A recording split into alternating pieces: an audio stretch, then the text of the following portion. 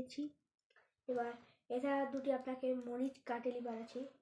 এই গ্যাস চালু করব।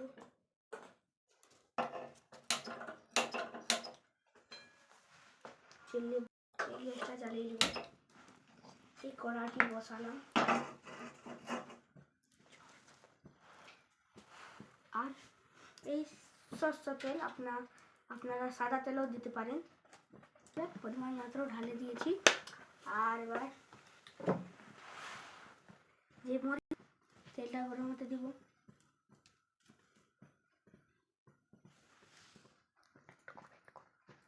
একটুকু ওয়েট করুন। যখন তেলটা গরম হচ্ছে ততক্ষণ আপনাদেরকে এই রেসিপিটার নাম বলে দিয়েছি, সুন্দর আলু ভাজা। ওকে গাইস, এই যে তেলটা গরম হলো, এবার এই দিকটা ঢালে দিব। একটু সাবধানে নাড়াচাড়া করে নিব।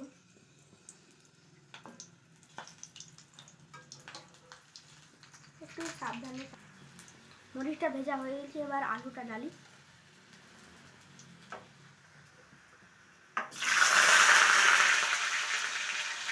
সাবধানে একটু সাবধানে ডালবেন, যেহেতু হাতে ছিটকেতে পারে। এই যে আলুটা ঢেলে নিলাম, তারপর আর সেটুকু কম করে নেবেন। এরপর এটা হলুদ আর একটুকু নাড়াচাড়া করতে হবে।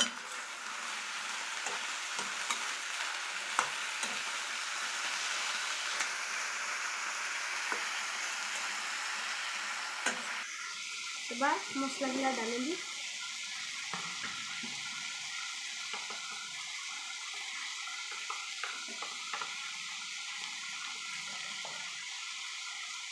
পরিমাণ মতো হলুদ,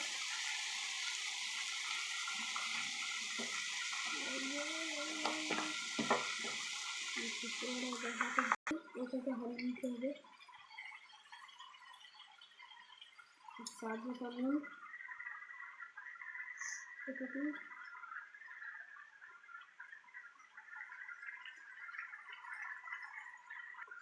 মশলা দেওয়া হয়ে গেছে। এবার রাখি। এবার একটু নাড়াচাড়া করতে হবে।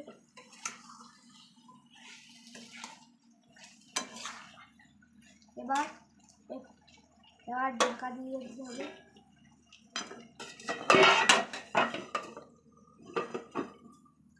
তবে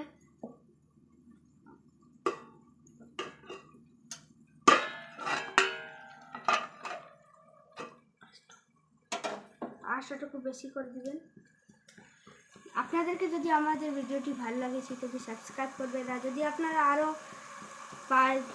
আপনারা আরও এরকম ভিডিও দেখতে চান তবে সাবস্ক্রাইব করে দিবেন। যদি না করেন তবে আমি আর ভিডিও নেব না। আসুন আরেকবার নাড়াচাড়া করতে হবে। এই ঢাকনাটা খুলতে হবে।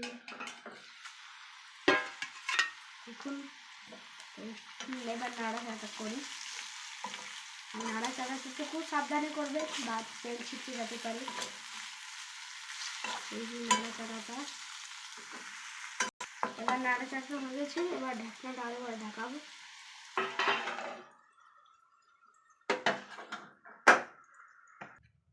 ভাজাটা তো হচ্ছে, ওইটা টাইম লাগবে। একটুকু আগুন তাপেলি। ঠান্ডার দিনে আগুন তাপাটা বেশ ভালো হয়। আহা কি আরাম, ভালো লাগে। চলুন বন্ধুরা, আলু ভাজা আর একটু নাড়াচাড়া করতে হবে। এই যে ঢাকনটা খুলতে হবে।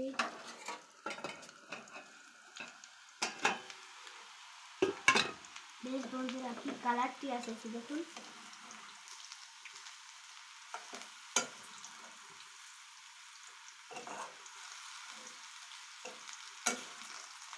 বেশ নাড়াচাড়াটি হয়ে গেছে। এবার ঢাকনাটি দিই, আর 5 মিনিটে হয়ে যাবে।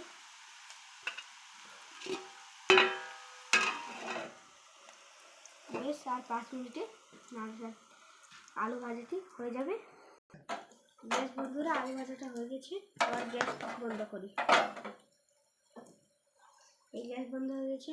এবার রুটি বেলে নিয়ে আসি। বন্ধুরা আলু ভাজাটি হয়ে গেছে, এবার খাই দেখি টেস্টটা কেমন, তারপর আপনাদেরকে বলছি।